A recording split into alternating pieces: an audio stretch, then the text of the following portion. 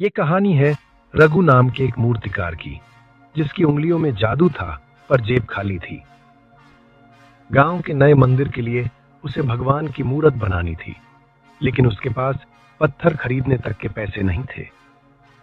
कल सुबह स्थापना है और रघु आज खाली हाथ बैठा रो रहा था। हे प्रभु, क्या आपकी सेवा का यही फल है? क्या कल आपका सिंहासन खाली रहेगा? तभी मूसलाधार बारिश में एक अनजान मुसाफिर रघु की कुटिया पर आया। उसके कंधे पर एक भारी सफेद पत्थर था। इसे तराशो रघु, इसमें भगवान बसते हैं। रघु ने पैसे देने चाहे, पर वो मुसाफिर अंधेरे में कहीं खो गया। रघु ने उसी वक्त छेनी उठाई और पत्थर को तराशना शुरू किया। जैसे जैसे वो पत्थर काटता, उसे महसूस होता कि कोई अदृश्य शक्ति उसका हाथ चला रही है। सुबह की पहली किरण के साथ मूरत तैयार थी, लेकिन उस मूरत से ऐसी दिव्य रोशनी निकली कि पूरा गांव हैरान रह गया। रघु की बनाई वो चमत्कारी मूरत की चर्चा पूरे राज्य में फैल गई। जब गांव के अहंकारी जमींदार ठाकुर विक्रम सिंह ने यह सुना, तो उसके मन में लालच आ गया।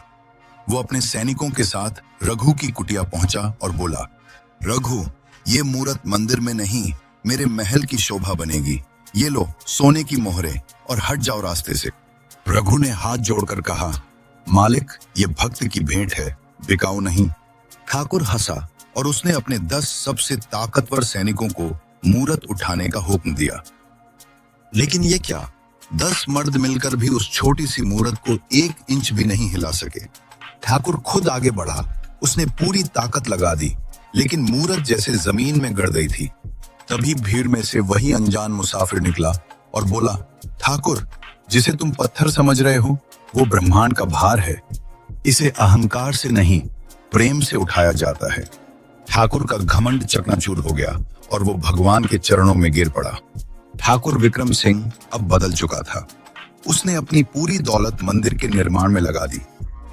आज प्राण प्रतिष्ठा का दिन था। पूरा गांव कीर्तन में मगन था। रघु मूर्तिकार और ठाकुर दोनों एक साथ खड़े थे। एक ने कला दी थी, दूसरे ने अपना अहंकार त्यागा था। जैसे ही पंडित जी ने मूरत की आंखों से पट्टी हटाई, एक चमत्कार हुआ। मूरत की आंखों में वही चमक थी जो उस अनजान मुसाफिर की आंखों में थी। रघु चीख पड़ा, प्रभु, आप ही थे जो पत्थर लेकर आए, आप ही ने ठाकुर का अहंकार तोड़ा। तभी मंदिर की घंटी अपने आप बजने लगी और आसमान से फूलों की बारिश होने लगी। ये इस बात का सबूत था कि जब भक्त सच्चा हो तो भगवान खुद रास्ता बनकर आते हैं। आज वो मंदिर सिर्फ पत्थर का ढांचा नहीं, बल्कि विश्वास, त्याग और भक्ति का जीता जागता संगम बन गया है।